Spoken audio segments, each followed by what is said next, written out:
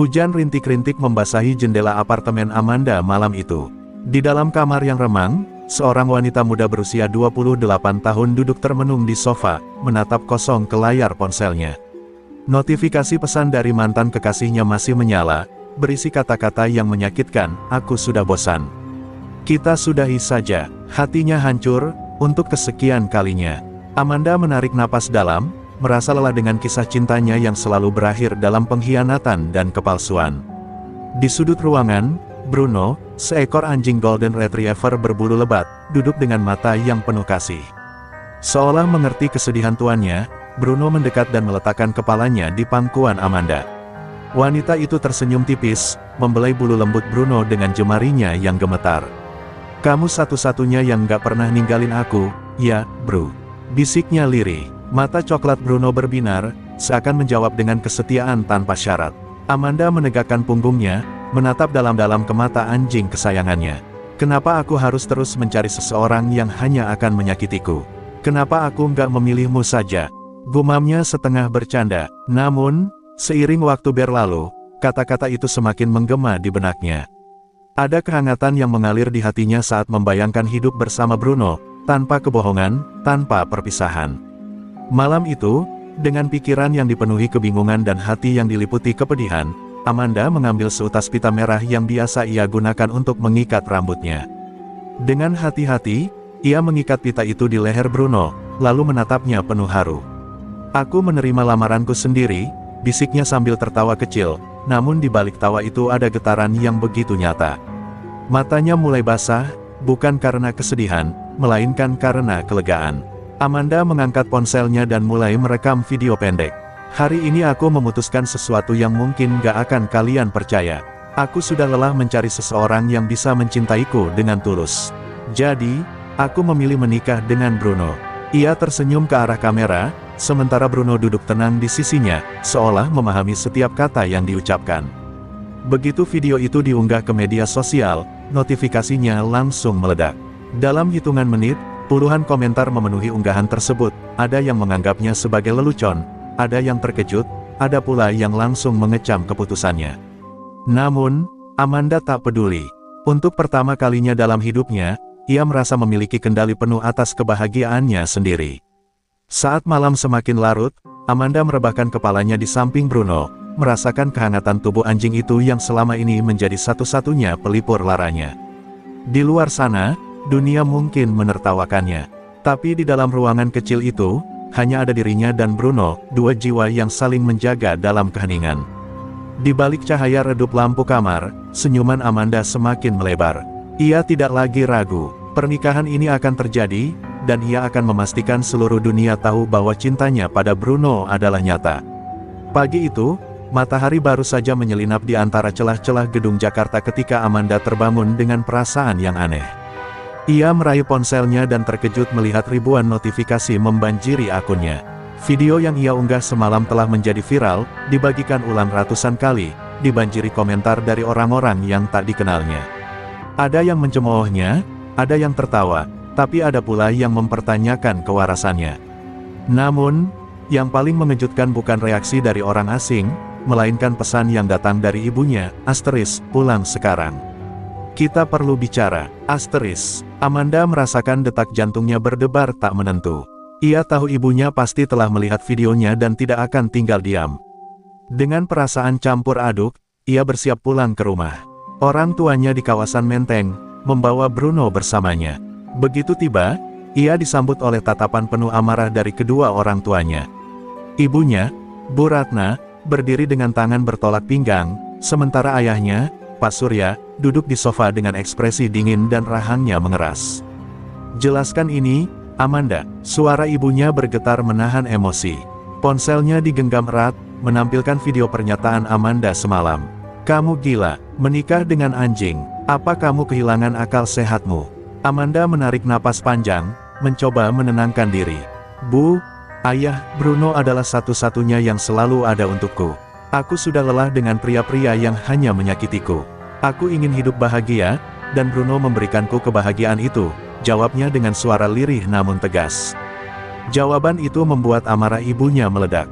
"Kebahagiaan macam apa yang kamu bicarakan? Itu anjing, Amanda, bukan manusia. Kamu membuat malu keluarga kita. Ibunya nyaris menangis, sementara ayahnya hanya menatapnya tajam dengan tatapan penuh kekecewaan. Pak Surya akhirnya berbicara, suaranya dalam dan tajam, menusuk hati Amanda. Kalau kamu terus melakukan ini, kamu bukan anak kami lagi. Kami tidak akan mengakui seorang anak yang mempermalukan keluarga seperti ini. Kata-kata itu bagai pisau yang mengiris perasaannya. Matanya mulai basah, namun ia tetap berdiri tegak. Amanda menggigit bibirnya, berusaha menahan air mata yang hampir jatuh. Kalau begitu, aku akan pergi. Aku akan menikah dengan Bruno, suka atau tidak. Aku tidak butuh restu kalian kalau kalian tidak bisa menerima pilihanku, ucapnya dengan suara bergetar. Tanpa menunggu jawaban, ia membalikkan badan dan berjalan keluar dengan Bruno mengikuti di belakangnya. Di luar rumah, angin pagi berhembus dingin, namun dada Amanda terasa jauh lebih sesak. Air matanya akhirnya jatuh tanpa bisa ia tahan. Ia telah kehilangan keluarganya, tapi ia tidak akan mundur. Pernikahan ini akan tetap berlangsung, apapun yang terjadi. Dunia boleh mencibirnya, keluarganya boleh membuangnya, tapi cintanya pada Bruno adalah satu-satunya yang masih membuatnya merasa hidup. Amanda berjalan menyusuri trotoar dengan langkah gontai. Matanya masih sembab akibat pertengkaran hebat dengan kedua orang tuanya. Bruno berjalan di sampingnya, sesekali menoleh seolah ingin memastikan bahwa tuannya baik-baik saja. Amanda berusaha menguatkan dirinya. Ia telah memutuskan jalan hidupnya, dan tidak ada yang bisa mengubahnya. Namun, tak butuh waktu lama sebelum keputusannya menjadi bahan gunjingan di lingkungan tempat tinggalnya. Sejak pagi, video pengakuannya telah menyebar ke grup WhatsApp warga. Para ibu-ibu di komplek rumah orang tuanya membicarakan Amanda dengan nada prihatin, sementara para pemuda dan anak-anak menertawakan keputusannya dengan ejekan yang menyakitkan. Astaga, masa iya ada perempuan yang menikah sama anjing? Bisik seorang ibu di warung dekat rumah Amanda. Itu pasti kena guna-guna, sahut yang lain. Anak-anak kecil yang bermain di sekitaran apartemennya mulai menunjuk-nunjuk dan berbisik setiap kali melihatnya lewat. Bahkan, beberapa di antara mereka berani menggodanya secara terang-terangan. Itu dia, Mbak yang mau nikah sama anjing. Teriak seorang bocah, disambut tawa teman-temannya. Amanda menggertakkan giginya dan mempercepat langkah. Hatinya terasa lebih sakit dibanding saat ia bertengkar dengan orang tuanya. Ia tak menyangka bahwa masyarakat bisa sekejam ini hanya karena ia memilih jalan yang berbeda. Bruno, seolah menyadari perubahan emosi Amanda, menggonggong pelan, seakan ingin membela tuannya dari tatapan-tatapan penuh hinaan. Setibanya di apartemennya, Amanda langsung mengunci pintu dan menghempaskan dirinya ke sofa. Tangannya gemetar saat membuka media sosialnya. Komentar-komentar dari warganet terus berdatangan, kebanyakan berisi cacian dan hinaan. "Kamu butuh psikiater, bukan suami," tulis seseorang. "Dasar gila, ini manusia atau bukan sih?" Tambah yang lain. Namun, di antara hujatan itu, ada pula yang membelanya. "Kalau dia bahagia, kenapa kita harus ikut campur?" Namun, komentar-komentar positif itu terlalu sedikit untuk meredam badai yang sedang menghantam hatinya. Amanda memeluk Bruno erat, air matanya mulai jatuh lagi. "Kita hanya punya satu sama lain, Bruno," bisiknya. "Aku tidak akan mundur. Aku akan membuktikan ke semua orang bahwa aku bisa bahagia denganmu." Di matanya yang sembab, kini hanya ada tekad yang semakin membara. Ia sudah kehilangan keluarganya, dan kini, ia harus melawan seluruh dunia. Pagi itu, matahari baru saja menyingsing ketika Amanda duduk di meja makan apartemennya, menatap kosong ke layar ponsel yang penuh dengan notifikasi. Berita tentang niatnya menikahi Bruno telah menyebar ke seluruh penjuru negeri. Media mulai meliput kisahnya, beberapa stasiun televisi bahkan menayangkan berita berjudul Asteris, "Wanita Jakarta menikah dengan anjing, cinta atau gila." Asteris Amanda menarik napas dalam, mencoba menenangkan diri. Ia tahu, semakin besar kontroversi ini, semakin banyak orang yang akan mencoba menghentikannya. Tapi hatinya sudah bulat, pernikahan ini akan tetap berlangsung. Di luar apartemen, kerumunan orang mulai berkumpul. Beberapa wartawan berdiri dengan kamera dan mikrofon, berharap mendapatkan pernyataan langsung dari Amanda. Para tetangga yang sebelumnya hanya berbisik-bisik kini terang-terangan menunjukkan ekspresi jijik dan marah. "Ini aib bagi lingkungan kita," seru seorang pria paruh baya. "Jangan biarkan dia merusak moral generasi muda." Amanda yang mengintip dari balik tirai hanya bisa menghela napas. Ia tidak mengerti mengapa kebahagiaannya menjadi urusan banyak orang. Namun, di tengah gelombang kebencian itu, ada pula mereka yang mendukungnya. Seorang aktivis kebebasan memilih bahkan mengirim pesan pribadi kepadanya, menawarkan dukungan dan perlindungan jika ada yang mencoba mencelakainya. Beberapa pengikut fanatik di media sosial mulai mengkampanyekan tagar-tagar cinta tanpa batas, menyatakan bahwa Amanda berhak menentukan sendiri jalan hidupnya. Jika cinta itu tulus, kenapa harus dibatasi oleh spesies? Tulis seseorang di Twitter. Hari yang dinanti akhirnya tiba. Amanda mengenakan gaun pengantin putih sederhana, wajahnya dipoles dengan riasan lembut. Ia berdiri di depan cermin, menatap bayangannya dengan perasaan campur aduk. "Kamu siap, Bruno?" tanyanya sambil menoleh ke arah anjingnya yang duduk di dekatnya. Bruno menggonggong pelan, seakan mengerti bahwa hari ini adalah hari istimewa bagi mereka. Di taman apartemen yang telah disulap menjadi tempat pernikahan, seorang pria yang mengaku sebagai penghulu independen telah bersiap di depan altar. Para tamu undangan terbagi dalam dua kelompok, mereka yang mendukung Amanda dengan sorakan semangat, dan mereka yang hadir hanya untuk mengejek dan merekam kejadian aneh ini untuk konten media sosial. Di barisan belakang, beberapa orang dari keluarganya berdiri dalam diam, menatap dengan wajah penuh kekecewaan. Saat Amanda melangkah menuju altar dengan Bruno di sisinya, suara wartawan yang melaporkan kejadian ini terdengar di latar belakang.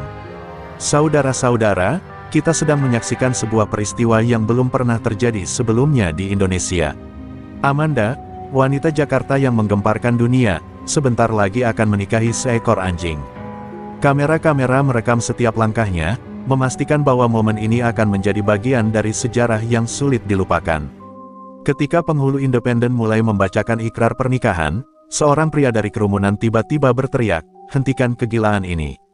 Suasana yang semula khusyuk berubah tegang. Seorang pria berbadan tegap dengan wajah yang sangat dikenalnya melangkah ke depan ayahnya, Pak Surya. "Amanda, cukup, ini sudah keterlaluan." Suara ayahnya penuh kemarahan dan keputusasaan. Mata Amanda membelalak, jantungnya berdegup kencang. Ia menggenggam erat tali kalung Bruno, merasa terjebak di antara dua dunia, dunia yang ingin ia perjuangkan, dan dunia yang telah menolaknya. Dalam hatinya, ia bertanya-tanya, apakah ia benar-benar telah memilih jalan yang benar, ataukah ini semua hanya pelarian dari luka yang belum sembuh. Suasana pernikahan yang semula dipenuhi riuh rendah para pendukung dan pencela mendadak hening setelah teriakan ayah Amanda menggema di udara. Semua mata tertuju pada Pak Surya, yang berdiri dengan wajah merah padam dan napas memburu. Kamera-kamera dari berbagai stasiun televisi segera mengarah ke arahnya, mengabadikan momen dramatis ini. Amanda menggigit bibirnya, menahan gejolak di dadanya. Ini bukan pertama kalinya ia berhadapan dengan kemarahan ayahnya, tapi kali ini berbeda, ia sedang dipermalukan di depan seluruh negeri. "Amanda, dengarkan aku, ini bukan tentang perasaanmu lagi.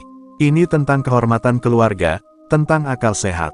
Pak Surya melangkah maju, namun para pendukung Amanda segera menghadangnya. "Biarkan dia memilih jalannya sendiri," seru seorang wanita dari kelompok aktivis kebebasan. Namun, sebelum suasana semakin kacau, suara sirene mobil polisi tiba-tiba terdengar. Beberapa petugas turun dari kendaraan, diikuti oleh seorang pejabat pemerintah dan seorang ulama dari Majelis Ulama Indonesia (MUI). "Acara ini harus dihentikan," ucap pejabat itu dengan suara tegas.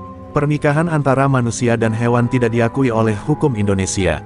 Ini melanggar norma agama dan sosial yang berlaku di masyarakat kita."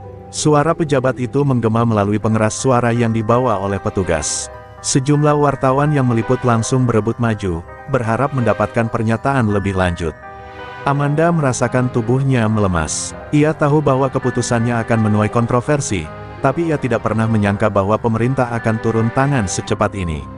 Ulama yang hadir, seorang pria parubaya dengan wajah penuh wibawa, mengambil mikrofon dan berbicara dengan nada penuh keprihatinan. "Nak, dalam Islam, pernikahan adalah ikatan suci antara dua insan yang memiliki akal dan tanggung jawab.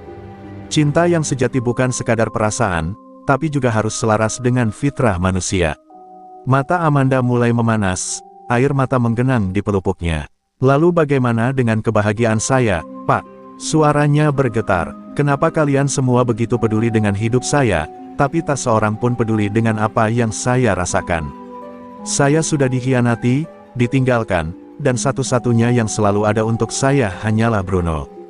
Seorang polisi melangkah maju, ekspresinya sedikit lebih lembut dibanding yang lain. Kami mengerti bahwa Anda mungkin mengalami tekanan emosional yang besar, Nona Amanda. Tapi ini bukan solusi. Anda memerlukan bantuan, bukan pernikahan seperti ini. Kerumunan semakin gaduh. Beberapa orang berteriak mendukung Amanda, sementara yang lain menyetujui tindakan pemerintah. Pak Surya, yang masih berdiri di tempatnya, akhirnya mendekati putrinya dan berbisik dengan suara yang jauh lebih tenang. Nak, pulanglah. Kita bicarakan ini di rumah. Aku hanya ingin kamu baik-baik saja. Amanda menatap wajah ayahnya yang kini tak lagi dipenuhi amarah, melainkan kesedihan yang mendalam. Ia meremas tali kalung Bruno dengan erat, dadanya sesak. Dunia seakan menekan dari segala arah, dan untuk pertama kalinya, ia merasa ragu. Apakah ia benar-benar berjuang untuk kebahagiaan? Ataukah ia hanya berusaha melawan luka yang tak pernah benar-benar sembuh? Mata Amanda menatap, nanar ke arah Bruno yang duduk setia di sisinya. Ribuan pasang mata kini tertuju padanya, menunggu keputusannya. Polisi, pejabat pemerintah, ulama, wartawan, ayahnya, semua berdiri di sekelilingnya, seakan menekan dinding batinnya hingga retak. Tangannya gemetar saat mengusap kepala Bruno. Aku hanya ingin bahagia, bisiknya pelan, tapi cukup jelas untuk didengar orang-orang di sekitarnya. Pak Surya, yang sebelumnya berteriak marah, kini memandangi putrinya dengan sorot mata yang lebih lembut, tapi tetap penuh harap. Nak, pulanglah. Aku tidak akan memaksamu sekarang, tapi tolong, pikirkan ini lagi, katanya dengan suara lebih tenang. Di belakangnya, ibunya berdiri sambil menangis terisak, menutup wajah dengan kerudungnya. Amanda menoleh ke arah para aktivis yang mendukungnya. Mereka masih berdiri tegak, memegang spanduk bertuliskan cinta tanpa batas. Salah satu dari mereka mendekat dan menggenggam tangannya. Jangan biarkan mereka mengambil kebahagiaanmu, Amanda. Jika ini yang membuatmu bahagia, maka lawanlah.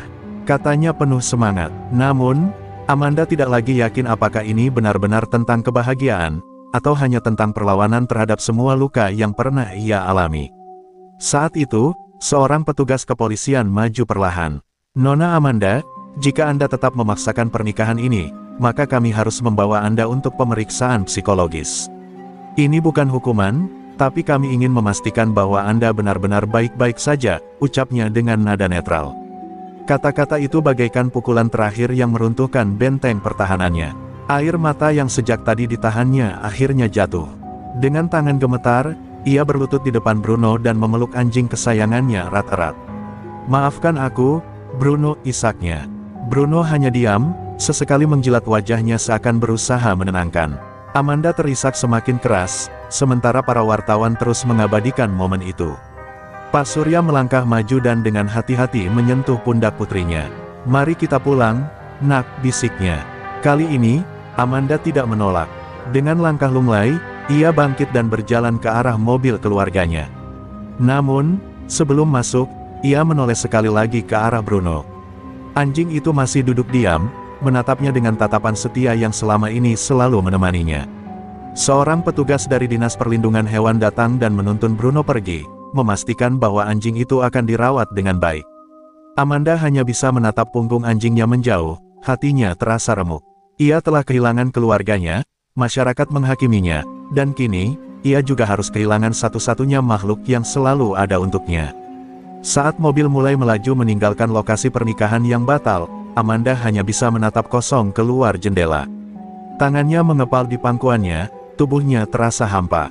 Mungkin benar apa yang dikatakan semua orang, bukan Bruno yang ia butuhkan, melainkan seseorang yang bisa memahami luka-lukanya, dan membantunya menemukan kembali dirinya yang hilang. Malam itu, apartemen Amanda terasa lebih sunyi dari biasanya. Ia duduk di sudut kamar, memeluk lututnya, sementara suara lalu lintas Jakarta terdengar samar dari jendela. Bruno sudah tidak ada. Kehilangan itu menciptakan lubang kosong di hatinya, seolah-olah separuh jiwanya telah dicabut paksa.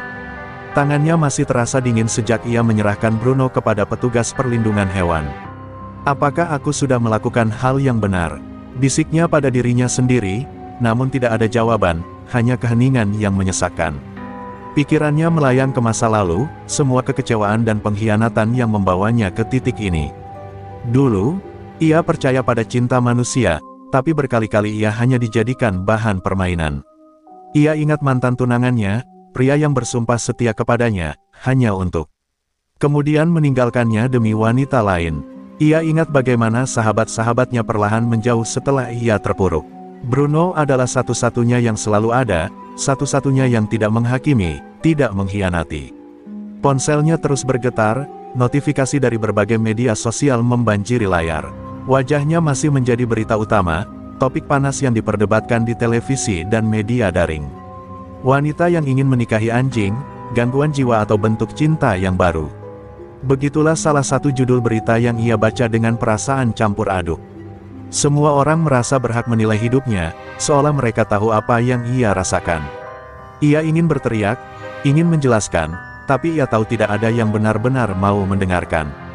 Di tengah kesepiannya, suara ketukan di pintu membuatnya tersentak. Amanda ragu sejenak sebelum bangkit dan membukanya. Di sana, berdiri seorang pria berjas rapi dengan ekspresi serius.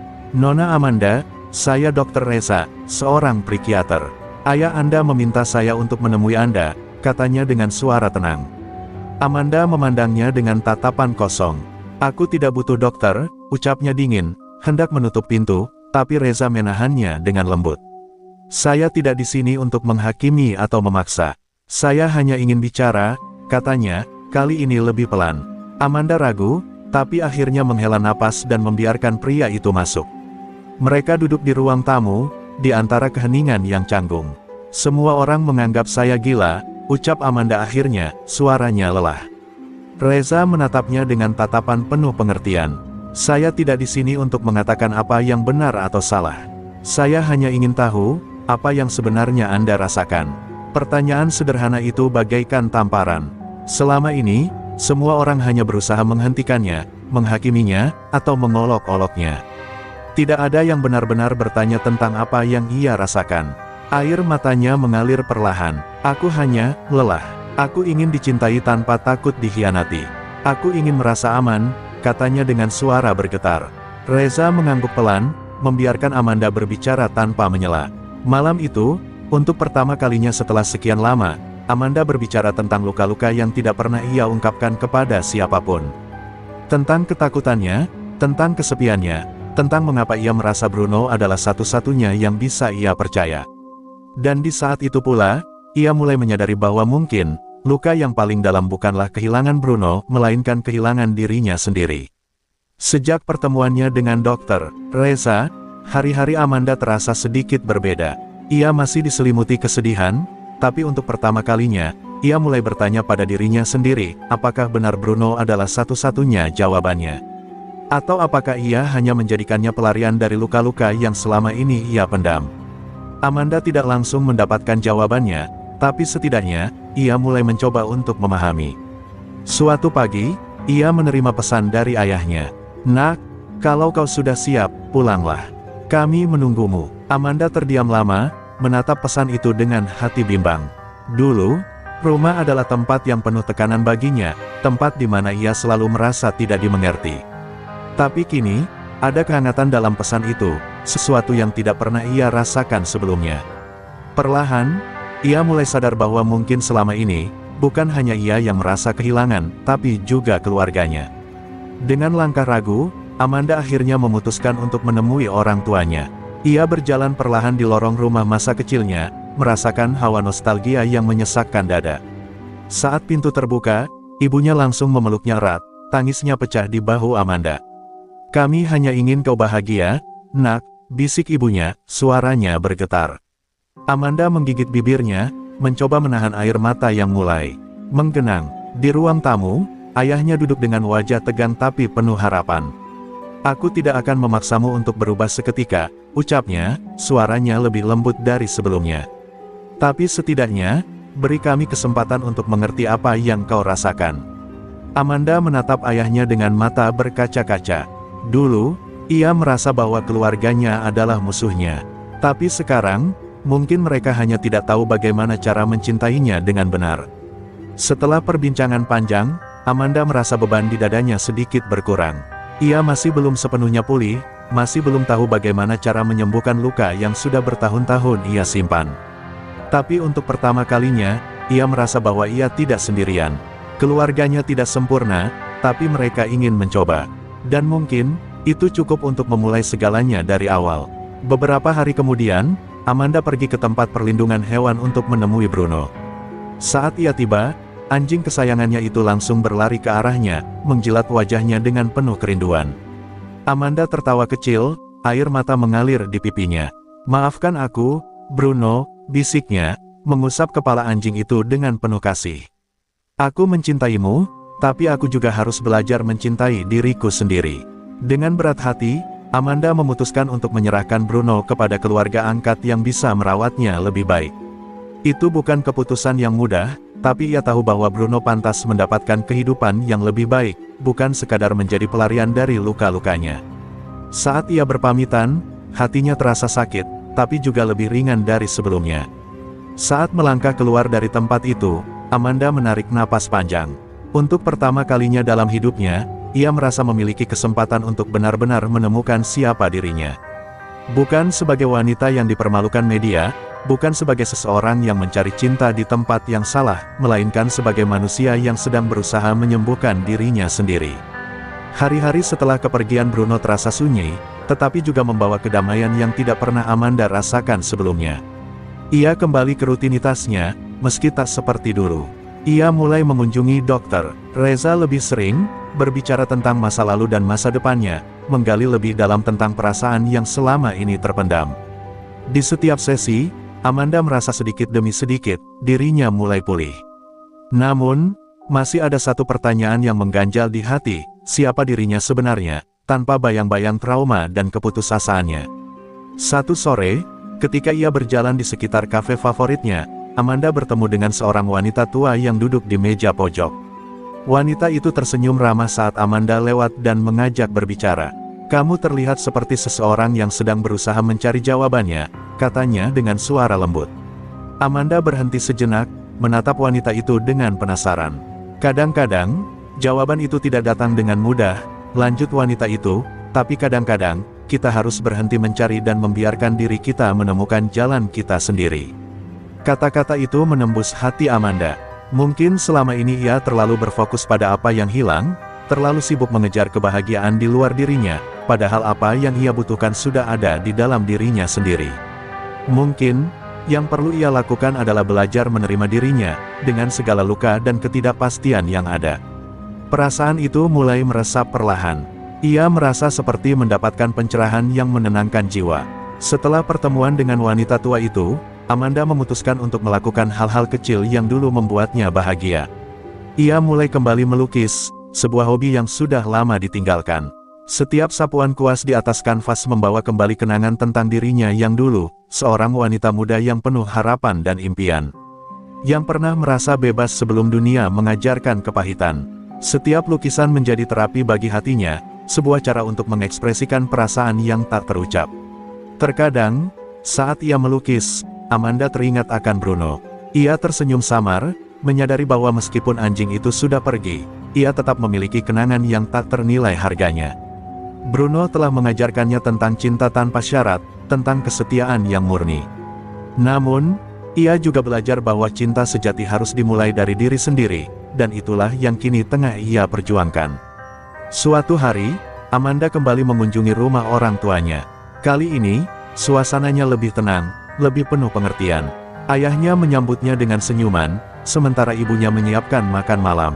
Mereka berbicara lebih banyak, tanpa ada tekanan. Amanda merasa bahwa ia tidak perlu lagi bersembunyi di balik topeng. Keluarganya menerima siapa dirinya, dengan segala kekurangan dan ketidaksempurnaan yang ada. Malam itu, setelah makan malam, Amanda berdiri di balkon rumah orang tuanya, menatap langit yang mulai gelap. Di sana, ia merasa ada kedamaian yang perlahan masuk ke dalam dirinya. Semua cobaan yang ia hadapi, semua cemoohan, semua kehilangan, akhirnya membawanya pada titik ini, sebuah pemahaman bahwa kebahagiaan tidak datang dari luar, melainkan dari dalam diri. Ia telah melewati banyak hal, dan kini, ia merasa siap untuk melangkah ke depan, meninggalkan masa lalu yang penuh luka. Dengan hati yang lebih ringan dan penuh harapan, Amanda memutuskan untuk kembali melanjutkan hidupnya. Ia tahu perjalanan ini belum berakhir, masih banyak tantangan yang akan datang, tetapi kali ini ia siap menghadapinya dengan keyakinan. Ia tidak lagi mencari jawaban dari orang lain, tetapi dari dalam dirinya sendiri. Dan, dengan langkah pasti, Amanda melangkah menuju masa depan yang penuh kemungkinan. Pagi itu, Amanda berdiri di depan cermin, menatap bayangannya sendiri dengan perasaan yang berbeda. Dulu, setiap ia melihat refleksinya, ia hanya melihat seorang wanita yang terluka, yang dihancurkan oleh cinta dan dikhianati oleh dunia. Tapi kini, ia melihat sesuatu yang lain, seseorang yang lebih kuat, lebih tenang, dan lebih berdamai dengan dirinya sendiri. Ia tersenyum samar, mengusap rambutnya yang tergerai, merasa bahwa untuk pertama kalinya dalam hidupnya, ia tidak lagi dihantui oleh bayangan masa lalu. Hari ini adalah hari yang istimewa. Amanda akhirnya memutuskan untuk memulai sesuatu yang baru, sesuatu yang selama ini ia tunda karena tenggelam dalam kesedihannya. Ia membuka sebuah galeri seni kecil di sudut Jakarta, tempat ia bisa menuangkan perasaannya melalui lukisan. Karya-karyanya menggambarkan perjalanan emosionalnya, tentang kehilangan, tentang kebingungan, dan akhirnya, tentang menemukan dirinya kembali. Saat ia membuka pintu galeri, sebuah rasa haru mengalir di hatinya. Ini bukan sekadar tempat untuk memajang karya, tetapi juga simbol dari kebangkitannya. Di antara tamu yang datang, Amanda melihat sosok yang sudah familiar. Dr. Reza berdiri di sudut ruangan, mengamati lukisan-lukisan itu dengan tatapan penuh apresiasi. Ketika ia melihat Amanda, pria itu tersenyum hangat. "Luar biasa," katanya, "setiap lukisan ini seperti menceritakan kisahmu." Amanda tersenyum, merasa bersyukur bahwa di saat terburuknya, ada seseorang yang membantunya melihat dunia dari perspektif yang berbeda. "Terima kasih, Dok. Anda banyak membantu saya," ucapnya tulus. Di luar galeri, suasana Jakarta tetap sama, riuh, padat, penuh dengan hiruk-pikuk kehidupan. Namun, bagi Amanda, dunia kini terasa berbeda. Ia tidak lagi merasa seperti seseorang yang tersesat dalam lautan manusia. Ia adalah bagian dari kehidupan ini, bukan sebagai korban, tetapi sebagai seseorang yang bertahan dan tumbuh dari segala luka yang pernah ada. Di tengah kesibukan acara pembukaan, sebuah pesan masuk ke ponselnya. Asteris, Bruno sehat dan bahagia di rumah barunya. Keluarga angkatnya sangat menyayanginya. Asteris. Amanda membaca pesan itu dengan mata berkaca-kaca. Ia menatap keluar jendela, membayangkan Bruno yang kini berada di tempat yang baik. Sebuah perasaan damai menyelimuti hatinya. Ia telah melepaskan sesuatu yang ia cintai, tapi ia juga tahu bahwa itu adalah keputusan yang benar. Malam itu, setelah semua tamu pergi dan galeri mulai sepi, Amanda duduk sendiri di bangku panjang, menatap salah satu lukisannya yang paling berkesan baginya. Lukisan itu menggambarkan seorang wanita yang berdiri di tepi jurang, dengan langit gelap di belakangnya, tetapi cahaya mulai muncul di cakrawala. Itu adalah refleksi dari perjalanannya sendiri, dari kegelapan menuju cahaya. Angin malam yang lembut berhembus melalui jendela, membawa ketenangan yang sudah lama ia rindukan. Amanda menarik napas panjang, menikmati momen itu. Ia sadar bahwa kehidupannya tidak akan pernah sempurna, tetapi itu tidak masalah. Yang terpenting, ia telah menemukan kembali dirinya. Ia telah belajar bahwa cinta sejati tidak harus selalu datang dari orang lain. Terkadang, cinta sejati adalah ketika seseorang akhirnya bisa menerima dan mencintai dirinya sendiri. Dengan perasaan penuh harapan, Amanda menutup pintu galerinya dan melangkah pulang. Ia tahu, ini bukan akhir dari perjalanannya. Ini adalah awal yang baru, lembaran yang ia tulis sendiri, dengan tangan dan hati yang kini lebih kuat dari sebelumnya. Hari-hari Amanda di galeri seninya berjalan dengan lancar.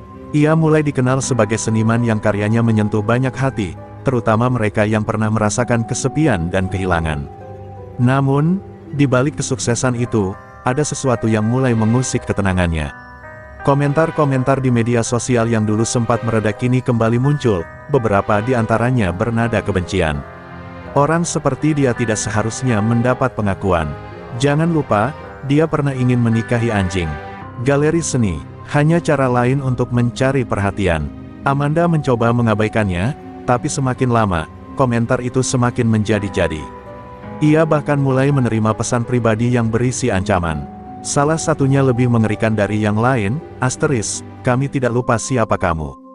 Jangan kira bisa hidup tenang." Asteris. Ketika membaca pesan itu, Amanda merasakan ketakutan yang sudah lama tidak ia rasakan.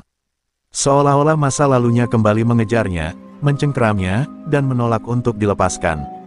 Suatu malam, saat ia hendak pulang dari galeri, ia merasa ada yang mengikutinya. Langkah-langkah di belakangnya terdengar samar, tapi cukup untuk membuat bulu kuduknya meremang. Jantungnya berdegup kencang saat ia mempercepat langkahnya. Ketika ia berbelok ke gang kecil dekat apartemennya, suara langkah itu semakin mendekat. Ia menoleh cepat, dan melihat seorang pria bertopi hitam berdiri di bawah lampu jalan, menatapnya dengan tatapan yang sulit dibaca. "Amanda, kan?" Suara pria itu rendah, hampir berbisik. Amanda merasa lututnya melemas, tapi ia mencoba tetap tenang. "Siapa kamu?" tanyanya dengan suara yang dibuat setegas mungkin. Pria itu tersenyum tipis. "Seseorang yang mengingat semua hal tentangmu. Dan aku hanya ingin memastikan bahwa orang-orang tidak melupakan siapa dirimu yang sebenarnya." Setelah berkata demikian, pria itu berbalik dan menghilang ke dalam kegelapan, meninggalkan Amanda yang masih tertegun, dadanya naik turun karena ketakutan. Malam itu, Amanda tidak bisa tidur. Ia terus memikirkan sosok pria itu dan apa maksud ucapannya. Apakah dia hanya seorang pengganggu dari internet, atau seseorang yang benar-benar berniat mencelakainya? Ketakutan yang dulu mulai sirna kini kembali merayap masuk, merusak ketenangan yang susah payah ia bangun. Namun, di tengah kegelisahan itu, satu pikiran muncul dalam benaknya, ia tidak akan lari lagi. Keesokan paginya, Amanda menemui Dokter Reza dan menceritakan semua yang terjadi. "Aku takut," katanya jujur. "Tapi aku juga tidak mau hidup dalam bayang-bayang ketakutan lagi." Dokter Reza menatapnya dengan penuh perhatian. "Mungkin ini saatnya kau menghadapi masa lalumu dengan cara yang berbeda," katanya pelan. "Bukan dengan bersembunyi, tapi dengan berdiri tegak dan menunjukkan bahwa kau bukan lagi wanita yang sama." Mendengar itu, Amanda merasakan sesuatu yang lama hilang, keberanian. Ia tahu masa lalunya tidak akan pernah bisa sepenuhnya hilang, tapi ia bisa memilih bagaimana cara menghadapinya. Ia memutuskan bahwa ia tidak akan membiarkan ketakutan mengendalikan hidupnya lagi. Dengan langkah pasti, ia bersiap menghadapi apapun yang akan datang, karena kali ini, ia tidak akan berlari. Sejak pertemuannya dengan pria misterius itu, Amanda tidak bisa menghilangkan perasaan was-was.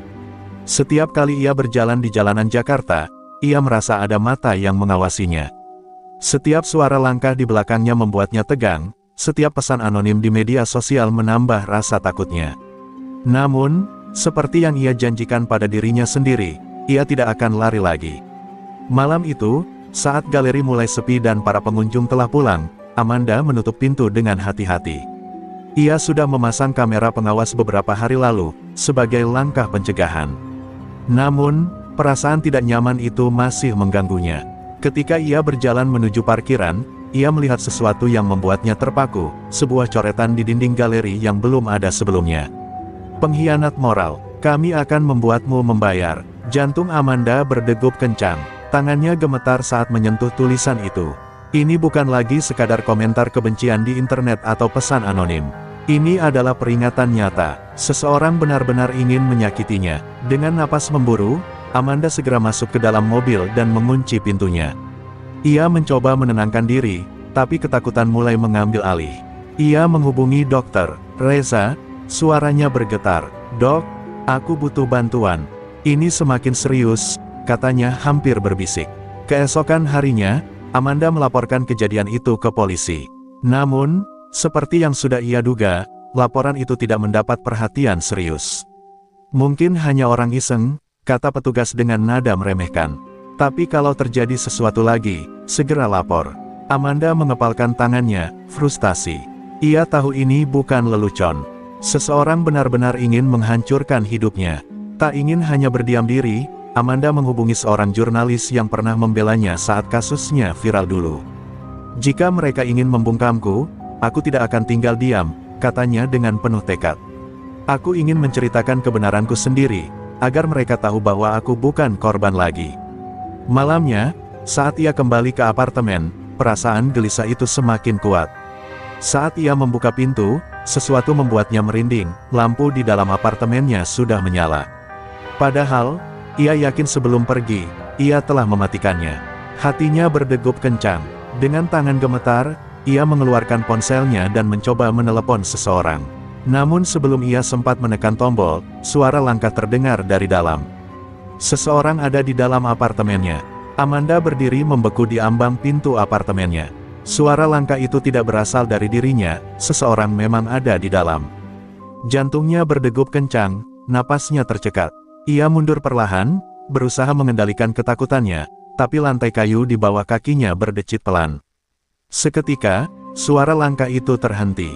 Sunyi. Dalam sepersekian detik, lampu ruang tamu tiba-tiba mati, meninggalkan apartemen dalam kegelapan. Amanda tersentak, tangannya gemetar saat mencoba mencari ponselnya.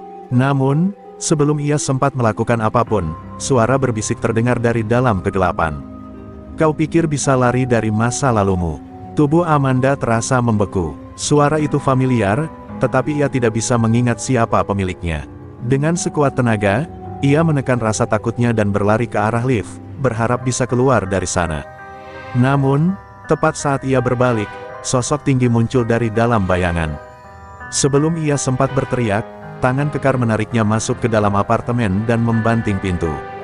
Amanda meronta sekuat tenaga, mencoba melawan, tapi pria itu jauh lebih kuat. Ia bisa mencium bau rokok dari napasnya, bisa merasakan ketegangan dari genggamannya. "Lepaskan aku!" Amanda berteriak, mencoba mencapai sesuatu, apapun, yang bisa ia gunakan sebagai senjata. Namun pria itu hanya tertawa kecil. "Tenang saja," katanya dengan nada mengancam. "Aku tidak akan membunuhmu. Setidaknya, belum sekarang." Dalam kepanikan, Amanda mengingat sesuatu, pepper spray yang selalu ia simpan di dalam tas. Dengan gerakan cepat, ia merogohnya dan menyemprotkan cairan pedas itu tepat ke wajah pria itu. Seketika, pria itu menjerit kesakitan, melepaskan genggamannya. Tanpa pikir panjang, Amanda berlari keluar, hampir terjatuh saat mencapai koridor. Ia menekan tombol lift berkali-kali, berharap pintunya segera terbuka. Saat lift berbunyi dan pintunya terbuka, Amanda segera masuk dan menekan tombol ke lantai bawah. Saat pintu mulai menutup, ia melihat pria itu keluar dari apartemennya, wajahnya merah akibat semprotan, matanya penuh kemarahan. Namun, sebelum ia bisa mendekat, pintu lift tertutup sepenuhnya. Begitu lift mencapai lantai bawah, Amanda berlari keluar dari gedung, napasnya tersengal. Ia segera menelepon polisi dengan tangan gemetar. "Ada seseorang di apartemenku. Dia mencoba menyerangku." Suaranya hampir histeris. Kali ini, ia tahu bahwa ini bukan sekadar ancaman. Ini adalah perang, dan ia harus bertahan hidup. Duduk di kantor polisi dengan tangan masih gemetar, Amanda mencoba mengatur napasnya. Petugas yang menangani laporannya tampak lebih serius kali ini. "Kami akan menyelidiki. Apakah Anda mengenali pria itu?" tanyanya. Amanda menggeleng. "Tidak, tapi suaranya terasa familiar. Aku hanya tidak bisa mengingat siapa dia." Malam itu, Amanda tidak berani kembali ke apartemennya. Ia menginap di rumah dokter Reza yang menawarkan perlindungan sementara. "Aku yakin ini ada hubungannya dengan masa lalumu," kata Reza sambil menuangkan teh hangat. "Mungkin seseorang dari masa lalumu yang masih menyimpan dendam." Amanda menatap kosong ke arah cangkirnya. Ia mencoba mengingat siapa saja yang mungkin ingin menyakitinya. Namun, semakin ia berpikir, semakin kacau pikirannya. Keesokan paginya, Amanda menerima kabar dari polisi. "Kami menemukan rekaman CCTV dari apartemen Anda," kata petugas di telepon. "Kami ingin Anda datang ke kantor kami untuk mengidentifikasi pelaku." Dengan jantung berdegup kencang, Amanda segera berangkat. Di kantor polisi, petugas menunjukkan rekaman itu. Dalam video yang buram, Amanda bisa melihat pria bertopi hitam itu masuk ke apartemennya setelah berhasil membobol kunci. Saat pria itu berbalik menghadap kamera, tubuh Amanda menegang. Wajah itu adalah seseorang yang pernah ia kenal. "Itu, Ryan," bisiknya dengan suara bergetar. Ryan adalah mantan tunangannya, pria yang dulu meninggalkannya di altar saat pernikahan mereka hampir terlaksana. Pria yang menghancurkan kepercayaannya terhadap cinta, yang membuatnya jatuh ke dalam keputusasaan hingga akhirnya melakukan hal-hal yang membuatnya dihina masyarakat. Ia pikir Ryan sudah pergi dari hidupnya selamanya. Namun kini, ia kembali, dengan dendam di matanya. "Jadi pelaku, ini mantan tunangan Anda?" tanya petugas. Amanda mengangguk pelan, napasnya terasa berat. "Dia ingin menghancurkan hidupku, dia belum puas dengan apa yang terjadi di masa lalu." Polisi segera bergerak mencari Ryan, tetapi pria itu menghilang. Tidak ada jejaknya di apartemen atau tempat-tempat yang biasa ia kunjungi. Amanda semakin gelisah. Jika Ryan benar-benar bertekad untuk menghancurkannya, maka ini belum berakhir. Ini baru permulaan dari kengerian yang lebih besar. Amanda duduk di sofa rumah dokter. Reza dengan tangan mencengkeram cangkir teh yang sudah dingin. Matanya kosong, pikirannya berputar tanpa arah. Fakta bahwa Ryan adalah orang di balik teror ini mengguncangnya. Ia pikir luka lama itu sudah sembuh, tapi kenyataannya, pria itu masih bisa menghancurkan hidupnya. Aku harus melakukan sesuatu, kata Amanda akhirnya. Reza menatapnya dengan khawatir. Polisi sedang mencari Ryan, kau harus menunggu dan tetap aman. Amanda menggeleng. Aku tidak bisa hanya menunggu. Jika dia sudah sejauh ini, maka dia pasti merencanakan sesuatu yang lebih buruk. Malam itu, Amanda membuka kembali semua pesan ancaman yang pernah ia terima. Ia mencoba mencari pola, petunjuk sekecil apapun tentang keberadaan Ryan. Saat ia menggulir pesan demi pesan, matanya tertuju pada satu kalimat yang terasa berbeda dari yang lain. Asteris, kami akan memastikan semua orang tahu siapa dirimu sebenarnya. Asteris. Seketika, Amanda menyadari sesuatu. Ryan tidak hanya ingin menakutinya, dia ingin menghancurkan reputasinya. Dengan jari gemetar, ia membuka media sosial dan melihat namanya kembali menjadi trending. Kali ini, bukan hanya karena masa lalunya, tetapi karena sebuah unggahan anonim yang berisi tuduhan mengerikan. Amanda membaca dengan napas tertahan. Unggahan itu menyatakan bahwa galeri seninya hanyalah kedok untuk sebuah praktik ilegal. Ada bukti-bukti palsu yang dibuat dengan sangat meyakinkan, foto-foto yang diedit, percakapan yang dimanipulasi. Ribuan komentar mulai mengalir, beberapa membelanya, tetapi sebagian besar menyerangnya. Ini Ryan, bisik Amanda. Dia sedang memainkan permainannya. Tanpa menunggu lebih lama, Amanda menghubungi jurnalis yang dulu pernah membantunya. Aku butuh bantuan. Ini sudah di luar batas, katanya tegas. Jurnalis itu setuju untuk bertemu dengannya keesokan harinya. Namun, sebelum mereka sempat berbicara lebih lanjut, sebuah pesan masuk ke ponsel Amanda. Pesan itu hanya berisi satu foto, apartemen dokter Reza yang diambil dari kejauhan. Amanda merasa darahnya membeku. Ryan tidak hanya mengincarnya, tapi juga orang-orang yang membantunya. Ini bukan sekadar ancaman lagi. Ini adalah pernyataan perang. Dan Amanda tahu, ia tidak bisa lari. Ia harus melawan. Amanda menatap layar ponselnya dengan napas tersengal. Foto apartemen dokter Reza yang dikirim Ryan membuatnya sadar bahwa pria itu bukan hanya ingin menghancurkan reputasinya, dia ingin membuatnya merasa benar-benar tidak aman. Jika Ryan berani sejauh ini, maka nyawa Amanda dan orang-orang terdekatnya dalam bahaya. Aku harus pergi dari sini, kata Amanda dengan suara gemetar. Dokter Reza yang duduk di seberangnya mengangguk. Aku juga berpikir begitu. Aku akan menghubungi seorang teman yang bisa memberi tempat persembunyian sementara. Amanda menggeleng. Tidak, aku tidak bisa terus bersembunyi. Aku harus menyelesaikan ini. Dokter Reza menatapnya dengan khawatir. Amanda, Ryan jelas sudah kehilangan akal sehatnya. Dia bisa melakukan apa saja. Namun, Amanda justru semakin yakin bahwa ia harus menghadapi ini. Dia ingin aku ketakutan. Dia ingin aku merasa tidak punya kendali atas hidupku. Aku tidak bisa membiarkannya menang. Dengan tekad bulat, Amanda menghubungi jurnalis yang berjanji membantunya. Mereka sepakat untuk bertemu di sebuah kafe kecil yang jauh dari pusat kota, tempat yang lebih aman untuk berdiskusi tanpa risiko disadap atau diikuti. Namun, sebelum ia sempat berangkat, sebuah pesan suara masuk ke ponselnya. Asteris, Amanda, kau benar-benar keras kepala. Aku sudah memberimu kesempatan untuk diam, tapi kau memilih melawan. Jangan salahkan aku jika ada orang yang terluka karena keputusan bodohmu. Asteris. Amanda merasakan bulu kuduknya meremang.